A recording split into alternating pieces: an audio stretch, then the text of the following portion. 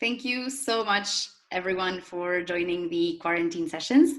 It's going to be a super, super exciting session today because we have a stellar guest. She's a power woman. She's an entrepreneur. She was the general manager of Careem in Egypt. She also handled the whole launch of Careem Bus in Egypt. Hadeer Shalaby, thank you so, so much for joining us today. Valentina, thank you so much, and thank you for the amazing introduction. Thank you. Thank you so much. Thank you. Yeah, so basically, we are here to talk about how to handle the crisis with COVID-19, how to handle the situation that has been placed by this pandemic. And we would like to hear about different aspects related to team building. Can you hear me? I see it's a little bit, there's a freeze in the screen. Can you all hear me? I'm sorry. You're back.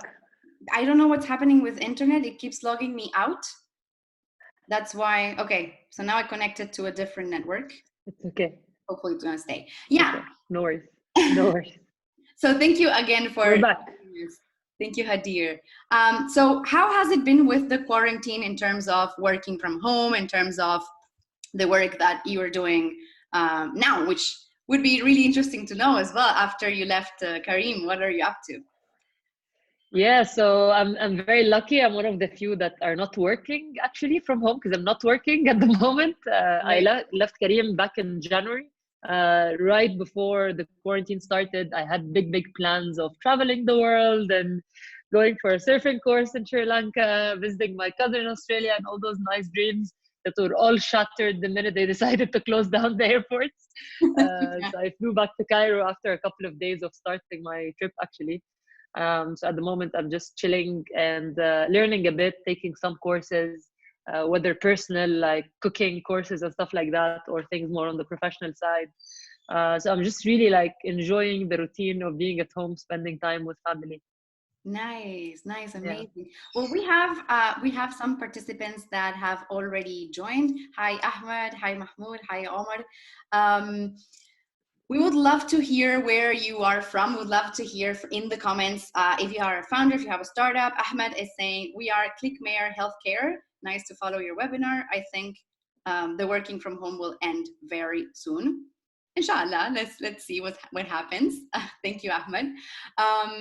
Yeah, so we're here to talk about how to handle the COVID crisis with your teams. And Hadeer, I wanted to start by introducing the idea of working with your team, introducing the idea of having a company culture with your team. Yep. Can you tell us what is exactly a company culture? Yeah.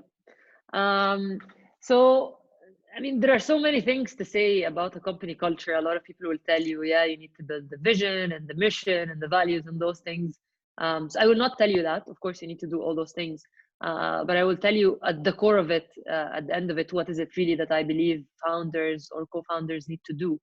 And I think the first part of it is how you act in every single situation that happens, because everyone is observing you as a founder or as a leader, even as any person, to be honest, in an organization. When a new person joins, they check how you act, how you react to every single situation. And based on this, they start getting their understanding of the culture of that organization.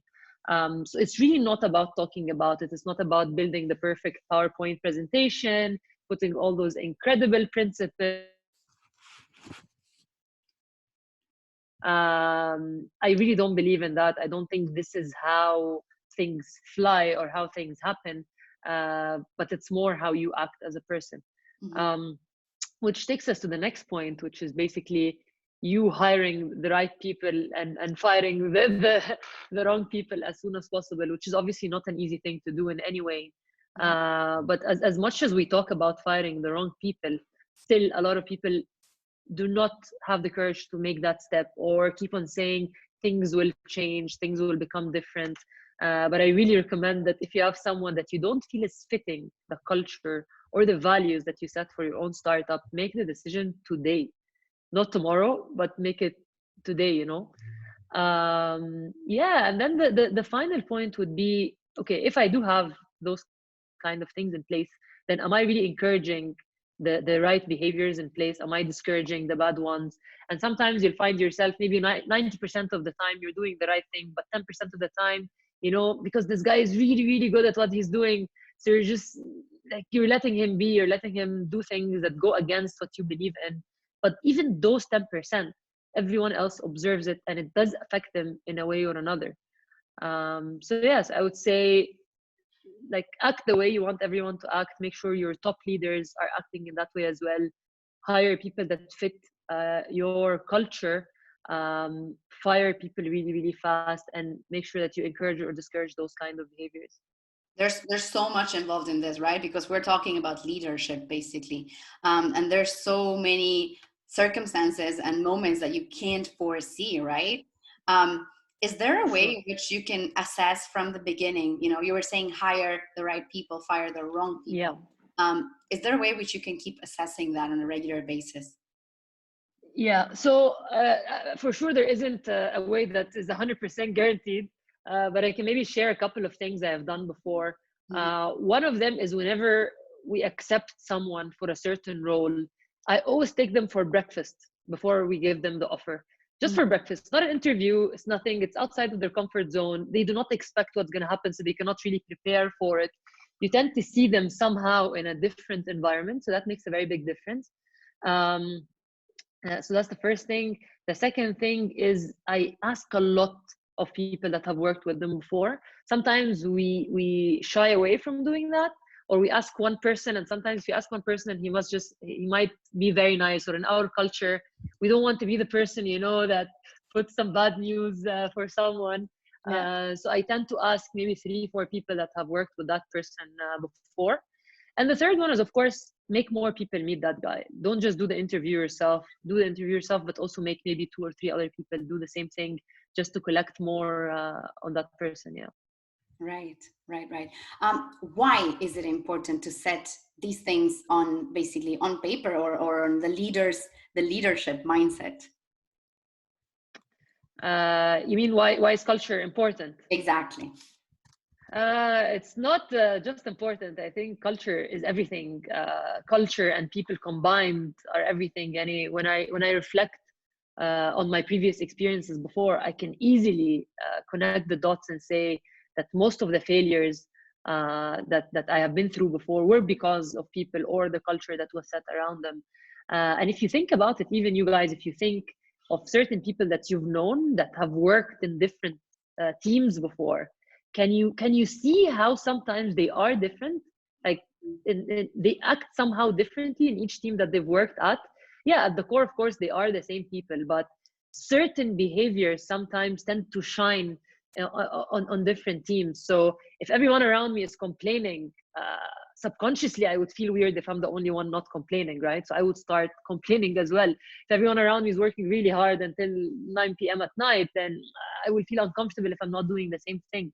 And I've had the same experience myself. When I had just graduated, I was working in the Netherlands in a very, very nice team where everyone cared so much about each other. And in the beginning, I felt a bit weird, you know, why am I not caring like them? I also want to care so much Yeah. for my team. And that part of my personality started shining on that specific team. Um, so yeah, so technically speaking, as a founding team or as a people team or whatever, it's your job to think what are those behaviors that you want them to shine in people working on that specific. Want to work, we all want to make a living, but how come certain teams they tend to get this bad side of my persona, while other teams get to shine some other part? Right, right, right. Yeah. Speaking of values and speaking of having those kind of frameworks, how often do you need to revise them? Do you actually need to revise them? How do you make sure everyone is aligned with those core values? Yeah. So I really think values are not something that should change. Mhm. Same as the vision. I think as much as you can, try to spend as much time as it's needed in the beginning, whether that is a month or 6 months or 1 year, to make sure that you have the right set of values. Because you are hiring all those people on those set of values. If you do change your values somewhere in the middle, then what does that mean for everyone else that joined in the early days, right? And I've been in organizations before like ISIC, which I don't know for how many years they've kept the same values, but for tens and tens of years it has been the same set of values.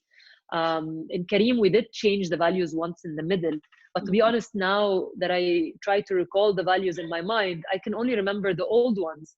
And that's because I was hired on those values. I lived on them for a couple of years. They were extremely simple as well. Yani, one word values, in my opinion, are the best. You can easily remember, guys, we need to be bold. You know, we need to be focused. Instead of saying a certain sentence that, even though it does explain the value a lot more, but it's really, really hard for people to remember later on. And to relate to it. And it's very easy to tell me, Hadeer, can I do this next week? Not today. And I can be like, no, but you need to be agile, which is one of our values, you know, can you just be agile and make it happen? So yeah, so I think values should be simple and relatable. They come up a lot in certain situations every day. Right. Earlier we were talking about these values. You were telling me, right, about these values that you had at Careem.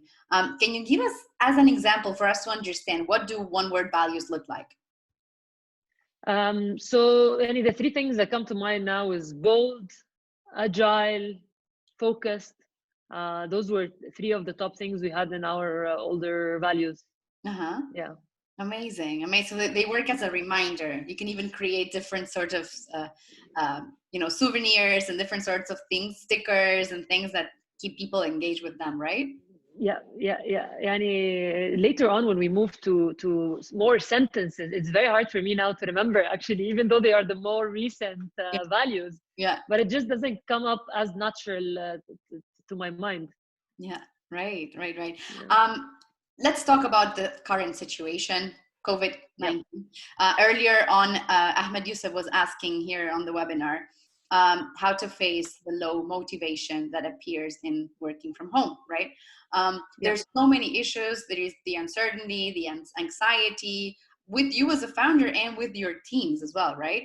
So I'd love to start talking about how to deal with this. I know that you have a full presentation prepared, so let's just dive in there. And please, to everyone attending the webinar, please send us your questions. Tell us if you're a founder, what's your startup. We'd love to hear and we'd love to have this conversation. Yep. All right, let me just share my screen. Can you guys see it? Yeah. All right. Cool. So guys, so I need a bit of interaction from you as we start. Before we start, I just have one simple question, which is, what do you guys think those startups have in common, if anything? WhatsApp, Instagram, Uber, Pinterest, Groupon, Slack. I mean, we're so you guys can type. Yeah, I cannot see the comments actually, Valentina. So I don't know if you can see them. So if anyone comments. Guys, if you have come up with something in your mind, I think probably were they founded during a previous crisis? I'm just guessing. Yeah, actually, that's that's exactly what happened. So I wanted to start with that slide mainly because a lot of people think, oh my God, this is like the worst time to start my own startup or for us to grow. And I just wanted to make sure that everyone who's doing their own startup, guys, this list of startups, they all started in the 2008, 2009 recession. So there is hope, and they ended up being who they are today. Right. Ahmed is saying a free service. If the free service is what they have in common. Yeah, no, so that is not it. And they're not free. Uber is not free for sure. But yeah, that is what they have in common. I just wanted to give you guys hope that, yeah, even though it's super, super challenging now, and a lot of people will give up, but those that don't and do find the right opportunity, then it is a great time actually to be starting your own thing. So yeah, answering the question of what should I do now as a founder with this unprecedented craziness that you cannot just go ask your mentor or your dad what to do because they've been through the same. No, they haven't. So we kind of need to figure that out ourselves. So the first point, so I have like 6 7 points. I'll take you guys through them, and please, after each point, if you have any questions, feel free to type it or just ask immediately. So the first thing is basically the main thing your team expects out of you, which is to answer to your people, what is the plan now? Even if that plan changes every day, even if you don't know what the hell you're going to do, but your team expects you to always have an answer and to be super confident about the answer that you're giving. It will create some anxiety if you give the answer of, oh, I don't know, like the whole world doesn't know, so what do I know? So the first thing that I didn't even like count it in my points is answer confidently, what is the plan now? The second point, and I will dig a bit deeper in that one, is taking care of your people. So answering Ahmed Yusuf's question, which is, what do we do now with the team? We're not used to running a team in that sort of way. But before I give you the answer, I actually have a couple of facts that I found that I just want to share with everyone here. The first 2 points are more related to the Middle East. And it's about how employees in the Middle East are actually far below the global average when it comes to the likelihood of staying with their employer. So we tend to leave the companies that we're in a lot more often. And the second point is only 1/3 of employees actually in the Middle East are highly engaged in their jobs, according to the survey that was done. The third point is actually super interesting. It's not about the Middle East. It's in general. It's global. It's data from the 2008 recession. So even though a lot of companies were letting go of their employees, but this is not about companies letting go. This is about people that quit. So large firms lost up to 59% more people of their workforce than normal. I'm telling you this because my next slide is about how you can keep your people, how you can take care of them. So don't ever think that, yeah, we're in a crisis, no one is going to quit at the moment, they're just going to work, they're just going to be there, they cannot find another job. No, they can. In other recessions, people tend to even leave more than the average. And the last point is that those surveys also suggest that the lack of communication is the top reason why employees tend to leave their jobs. And that's why my next slide is mostly about how to improve your communication with the people in your team. The first point is tell them what's going on. Because when you're in the office, you kind of know what's going on. If people are freaking out, you see them freaking out. If something good happens, you see it happening. If a certain meeting is happening, you see it happening. But if you're at home, you have no idea what's happening except for the emails that you get, for the Zoom calls that you're attending. So over communicate on what's happening. Maybe not even just what's happening in the company, but it could also be what's happening in the country. It could be like you can tell them how many corona cases are there every day. You can tell them what kind of new policies are happening in the country these days. Just make sure that they're very, very well informed because it's extremely easy to miss out on very important information. The second one is, they call it MBWA, which is managing by walking around, which is something that we did all the time. This is how most of us managed our teams before, but we were not necessarily aware of it, is that you're walking around the office, you see this guy, you see this girl, you have a conversation here, you have a conversation there while having some coffee with someone that's maybe not even on your team. And somehow this is how you manage to connect with everyone in your team or in the company or in the startup. And the question here is, how can you do that? This is a question each one of you needs to answer for themselves. How can I manage by walking around or calling around or do whatever, but how can I somehow keep that level of engagement and communication with my team? One simple thing I learned when I was leading teams virtually was to make sure that anyone that reports to you, you have to connect with them personally every single day, at least once. Not once in a group email, not once on a Slack channel, but once personally, one-on-one, whether that is a phone call you have with them every day or a WhatsApp message asking, hey, what's going on? How's everything going? Or a Slack message, but they need to always feel that you are in touch with them. You can do that with your direct team for sure. And you can do it with other people on the team as well. And you can set expectations with your leaders saying, guys, every day I'll be calling one person randomly that doesn't report to me, just to ask how things are going on. Everyone would love it and they would feel that they are in touch and they would feel really, really appreciated and respected at such a tough time. The third one is a regular all hands. If you guys are used to having an all hands meeting for the whole company, let's say once every 2 weeks, maybe you want to do that once every week. Or if you do it once a week, maybe you want to do it twice a week. Figure out what is the right rhythm for you. But it's possible that maybe you want to do it more frequent than it used to be in the past. Coach your leaders on how to do that as well. Yani it's not enough that you do this with your direct reports and then you don't care what they do with their teams. You need to ensure that this is being properly cascaded across the organization until the most junior level of it. I know that we're all supposed to stay at home as well, but they say if we do meet someone, it's okay to be, a meter and a half, I think, away from them. So maybe potentially you want to have some walking meetings with people that report directly to you. You take a small walk around your house or in some sort of a park or garden around the person's house.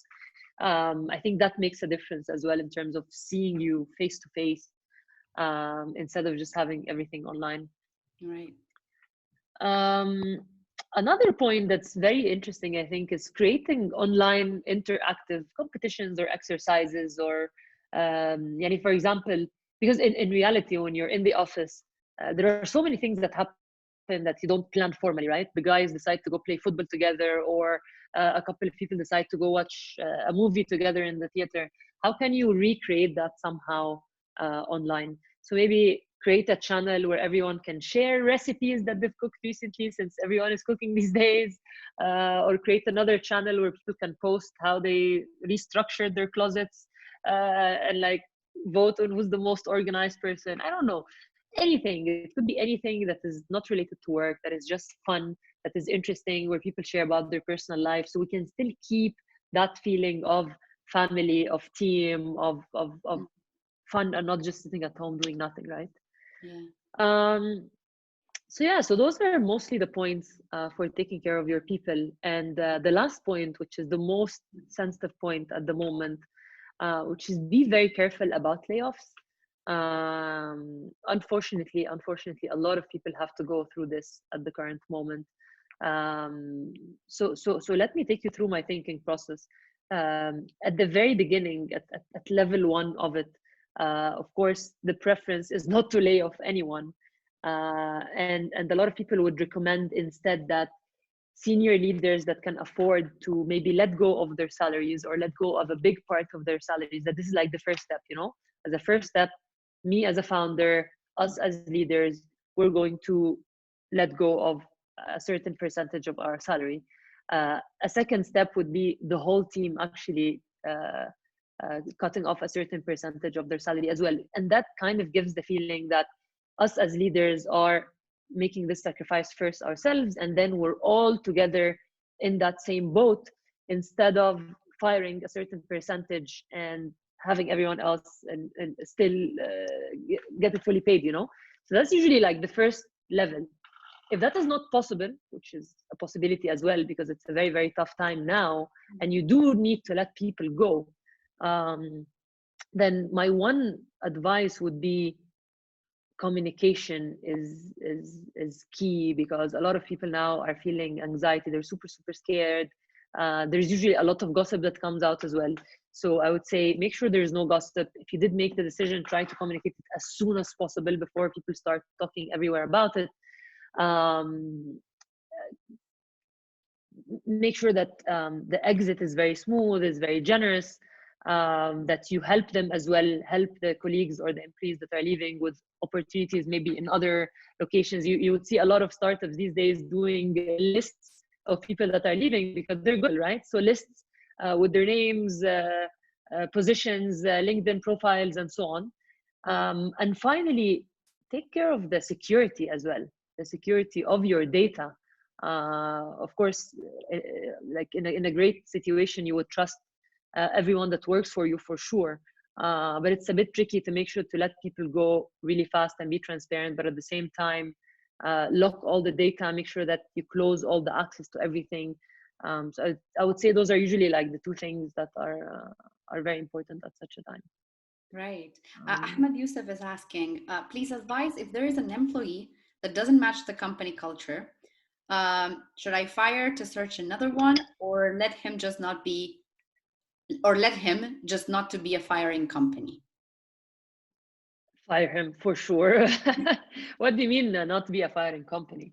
That in my mind, that's not a thing, because to be successful, you will have to fire, because we're not perfect, and there is no process, at least that I know of at the moment, that is perfect. So you will make mistakes, and that's okay. And yeah, there's nothing. It's okay to be. I mean, what do you mean a firing company? I think it's completely fine. Of course, it's not it's not healthy if you're firing 50-60% of the people that you're hiring. Then something is fundamentally wrong. But if the percentage is healthy, then I would say fire the guy tomorrow. And one thing I've learned in Careem as well, across the years, is that if someone resigns, or if you let go of someone, try to have them leave the office as soon as possible. Do not let, of course, pay them all their money fairly. But there's no, usually when people know that they're leaving, they kind of automatically quit in their minds. And a lot of them tend to create negative energy in the workplace. So you probably want to leave as soon as the decision is made. Right, right. He added something. He says, getting a reputation that this company is firing their employees. This is what he was meaning by being a firing company. Yeah. No, I understand what you mean, Ahmed, and I think it's okay. To be honest, if you let go of one person, that will not give you that reputation, right? If you let go of a big percentage of people, maybe then that would be an issue, for sure, and then that's something you should be careful about. But if it's about one person that is not a cultural fit, then I think it's okay. Just go for it. Right, right. Yeah. So let's move on to the next slide. Um, Yeah. Yeah, so that was on the people part. I don't know if anyone has questions. If anyone has questions, Please guys, write please feel them in free the to. comments. We're going to be taking all the questions to Hadeer. Yeah, If not, awesome. yeah, we can continue with the slides. And if there are questions with regarding previous topics, we can keep going and then refer back to the previous topic. Awesome, awesome.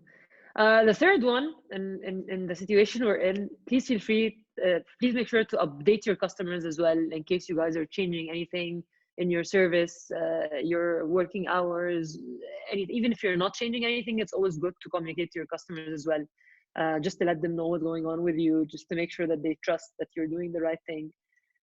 The fourth thing is building robust, detailed reporting systems. What do I mean here? I don't mean just reporting on your numbers and profits and revenues and so on, but I mean something a bit more detailed related to the situation that we're in today.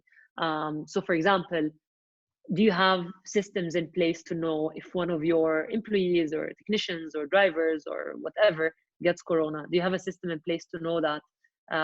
What if you do know that?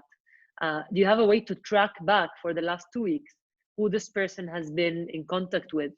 Are you able to track this? Can you, and what steps comes from that point forward?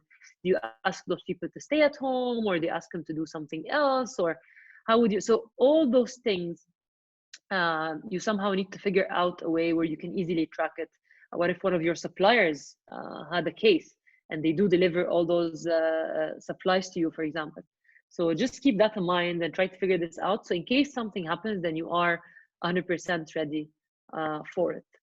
Right. The fifth point is to communicate with your investors, and that's very important. Sometimes when a disaster like this happens, we just get super consumed with firefighting and with what's happening every day, and we do forget to communicate with our investors, who are the people trusting us with this the most.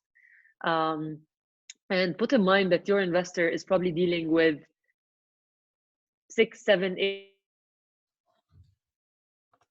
that are going through the same exact situation, and they can probably see the founder who's confused, the founder who's freaking out, but they can also see the founder who's very well prepared and know what's next, and you probably want to be that kind of founder for them. So I will not go through those questions, but those are just questions that you can imagine your investors, they want to know this about you. They want to see that you can, if you remember the first point we spoke about, that you can confidently answer the question of what should we do now. Yeah. Right. The sixth point is preparing for how it could get worse. Because guys, we don't know what's going to happen next, but we can maybe make some assumptions. So what do we do if Egypt gets in full lockdown? It's possible, right? Dubai just had that a few weeks ago. What happens if one of your leaders or yourself gets sick? What if some of your critical employees, they refuse to come to work and they said, we want to work from home, or their job cannot be done from home? What if one of your suppliers completely stops working because the factory had to close down, or they had a case, or if they actually become bankrupt? What would happen in all those situations? What's your plan? What's your backup plan? And so on and so forth. And again, those are just examples, but you guys need to go through that with your teams or on your own as a start. Right. Yeah. Right. Okay. So we can go to the last point out of those main points, which is asking yourself, and this is very, very important. And I know it's the hardest thing to do actually, which is ask yourself, will our company still exist in this new world? It is a new world. And I get surprised when a lot of people say, don't worry, it's a few weeks and then everything will go back to normal. It doesn't seem like things will go back to normal, whatever that means. But something will change. And you need to assess that if your company is going to be one of those things that changes or one of those things that goes back to normal. But you don't want to be naive, like shops that used to sell movies in the past or sell CDs when streaming came out, and they were like, oh, it's fine, we'll just decrease the number of shops we have. No, guys, you need to completely pivot your business. You see the Ubers of the world that came and then they took a lot of business from taxis at some point. So people that were investing in taxis maybe should have invested in something else at the time. So please ask yourself this question every day for the last couple of days, for the next couple of days or weeks. Do you need to change your business in any way? Do you need to pivot? If not, if your core business is the same, then maybe ask yourself, do I need to change any of the current roles or any of the current functions that I have in my organization? So what do we do now? Or what can you do today since there's nothing to do and none of you probably can be in the street after 20 minutes? So maybe take some time alone. Those are a lot of points and a lot of questions that I just mentioned. So maybe take some time alone and reflect on all the above questions on your own, not with anyone as a start. Later on, you can share with your team or with your co-founders, but just take maybe 1 hour or 2 hours today or tomorrow and think of all those points. Don't delay it to next week. Don't delay it to next month. You will never do it if that's the case. Try to take that time tonight or tomorrow morning and think of all those points. And build the routine at home. I found that to be very, very useful. It's amazing that we don't have so many distractions in life right now, and you can basically do everything you've ever wanted to do. So you can say, oh, well, I'm gonna wake up at 8, play some sports, read my book for 30 minutes, then work until this time, and then cook and whatever your routine is. But I found that to be incredibly, incredibly helpful, and allows me to do most things I want to do at the moment. But yeah, a part of that home routine, as you all know, is the working from home situation. And this can be a session on its own, but I thought today we can also talk a bit about it because I think it's interesting for some people as well. And I found those things to be very, very useful. So the first thing is set the right environment. Do not work from your bed. Do not work from the couch. Try to sit on a proper table. Put your phone on silent if you're in a meeting. Do not be like checking emails while you're on a Zoom call, which usually you wouldn't do if you're in an actual meeting room, you know. Yeah. Have your coffee next to you, your water, like just make yourself comfortable. Maybe have some sunlight enter into the room. Something I do every day is I get dressed. I take a shower, I get dressed as I did when I was going out to work. Yeah. I find it very, so if I am working, because I have like several, colleagues that like to work and they keep their pantoufles in their feet, right? Because you're home. If I'm not wearing shoes or sneakers, I'm wearing sports sneakers right now under a dress. It doesn't match. If anyone sees me, it's terrible. But I feel that I am actually awake, active, and productive. It's probably a psychological thing, but it really helps. No, I agree 100%. I used to attend most of my meetings before with a nice shirt and my pajama pants. But guys, I promise today I'm not. I'm wearing my jeans. So I'm trying to do what I'm preaching actually. Yeah. But yeah, it does make a huge difference, to be honest, just to be properly dressed for that. Yeah. And I think we've all, Valentina, we've all heard a lot of funny stories about families like coming into the room asking for the laundry, or Yes. making like funny comments while you're on a call with your boss or something. Yeah. So one thing is to obviously set expectations with your family. Maybe even put a paper on your door saying, guys, I'm in a meeting from 9 to 11. Please do not disturb. Just Or from 1 to 3, I'll be free. So feel free to budge in. So yes, setting expectations with the family is very important as well, to make you even feel how formal this is.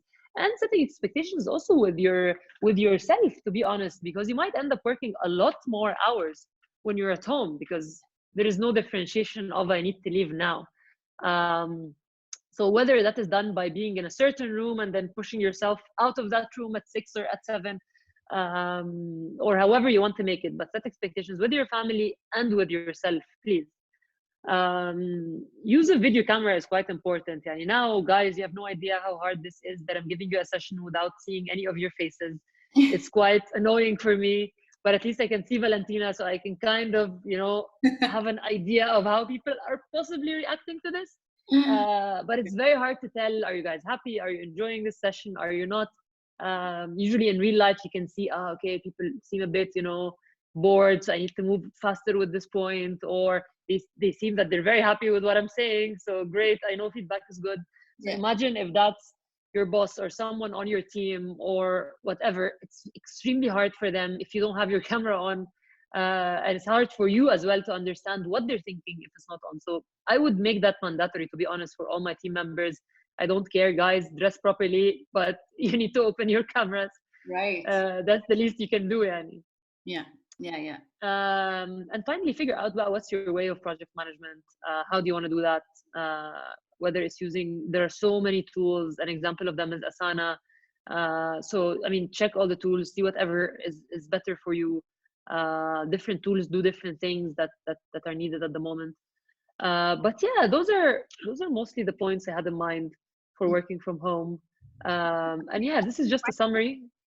We have another question. Sorry? Ahmad, we have a question from Ahmad Omar. He says, do you agree Sure. that leaders and CEOs of organizations need to adopt entirely new ways of work from home, remote sites, more flexible hours? It is time that the leaders realize that the markets and products are changing, so are the ways of work as well. Yeah, honestly, I do agree with that statement, even after this is done. Yeah, this was a huge realization for a lot of us, that working from home is okay and it works. And a lot of people tell you that they're working a lot more than they used to in the office. Yeah. Is it perfect? Of course, it's not perfect. Is Zoom the perfect platform? It is not. But I'm sure that thousands of startups are starting right now to solve for this problem, to make working from home seamless in the next couple of months, at least by 2020, by end of 2020, I'm sure this will start being a seamless experience. People are realizing we don't need to pay for rent as much as we did living in Cairo, man. Like, it's crazy having to commute from the east to the west. So yes, I do think it's gonna change for sure. Yeah. So Ahmad Yusuf also has a question. He's saying the productivity is very low due to home working. Especially there are some businesses that depend on dealing with the customer. Unfortunately, the client trusts in the company whose employees are in their offices. How to change our client culture? So you're saying, sorry, you cut off in the middle. So you're saying that clients don't like the fact that employees are working from home. Exactly. That he perceives in his industry that clients trust more the companies that see employees at the office as opposed to working from home. In parallel to that, working from home, productivity became lower in his perception, right? So how to change that client culture and how to perhaps improve productivity? Yeah. So, I mean, to be fair, at the end of the day, of course, not every single role can be from home.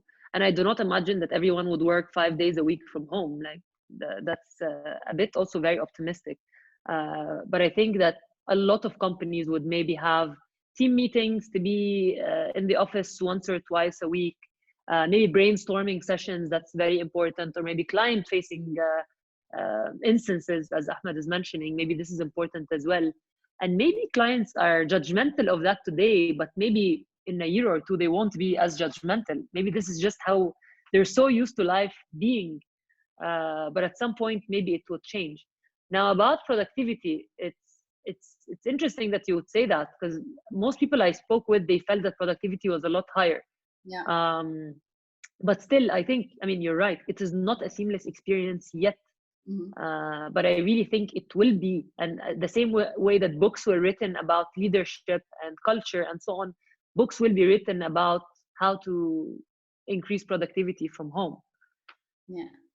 Yeah, definitely. Yeah, my experience, I've also heard from lots of entrepreneurs, particularly in Egypt and Italy, that are saying, you know, they are finding this time more productive than ever. They're finding themselves and their teams working even harder. So I think these are some positive signs. But yeah, as you said, it's not seamless.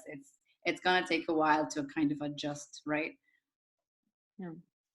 Yeah, so you were saying we have a summary of kind of the main lessons that we extract from today. You have the last minutes, guys, to ask your questions. So please send them in the comments or in the Q&A section. We're going to read them as we summarize sort of this whole session.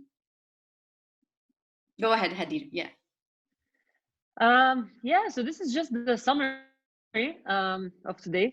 Be confident on what needs to happen. Take care of your people, please. Update your customers, build detailed reporting systems. Do communicate with your investors. You don't need to communicate with them every day, but you just need to be structured in how you communicate to them. Make sure they have the important pieces of information they want. Prepare for how it could get worse. That was what will differentiate you between you and competition or other people that are not well prepared for this. And finally, ask yourself the golden question of, do you need to pivot your business model? Will it work when this world changes in a couple of months? Well, that's it from my side. Question. Yeah. Essential question, I would say. So we have one more question. It's a comment actually from Ahmed Omar. Very inspiring session. Thank you so much. Keep them coming. Thank you. Thank you so much. That's amazing. Thank you, Ahmed. Thank you so much. I'm glad you enjoyed it.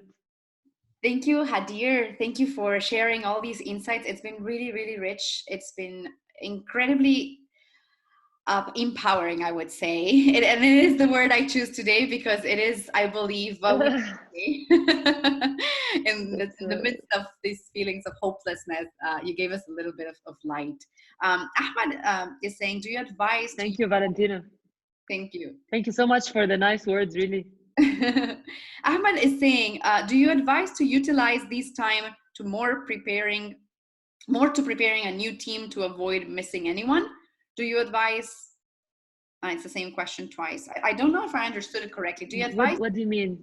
Utilizing this time to preparing for a new team to avoid missing anyone? Ahmed, if you want to read. Can you clarify?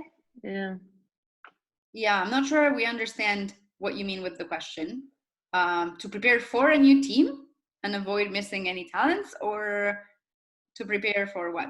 I'm not sure. Yeah. You got it. By the way, so tomorrow, make sure that you're signing up through the link on the event in our posts. Tomorrow, we have a very, very interesting session with Ayman Ashur from Cairo Angels. He's going to be talking about crisis management and the lessons he learned managing and dealing with crisis in different continents, from Asia to Europe to Egypt and the Middle East. So please don't miss it. Make sure you register so that we send you the Zoom link every day. Otherwise, we are posting every session on our Facebook page. You're going to find this session as well on our Facebook page tonight. Okay, here's Ahmed's explanation. We need to build a new team to avoid anyone that can stop due to this situation. But what do you mean stop here? Do you mean like the business will sort of get halted? Is that what I'm not sure if it's about building a new team, but maybe have backup plans in case one of your suppliers, let's say, bankrupts. I mean, if someone from the team gives up. Yeah. I think that depends on the resources that you have as well.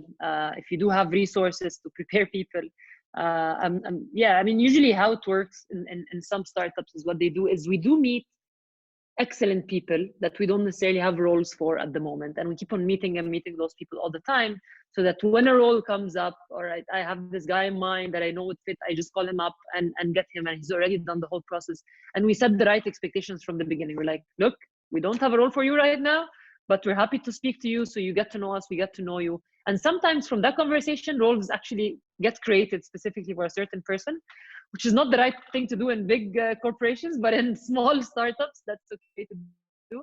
So maybe that's one way, Ahmed, of just meeting a lot of people, so that when something happens, you already have someone in place.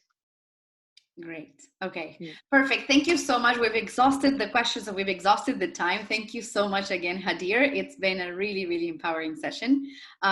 Look forward to seeing you soon in Cairo, inshallah. And inshallah, inshallah. Inshallah. Have a great time in quarantine. Let's make use of this. There's a lot of opportunities, so let's make the best possible use. Yes, a lot of cleaning and cooking and and running around the house to lose calories. But yeah, thank you guys so much for having me. I hope you guys enjoyed that session.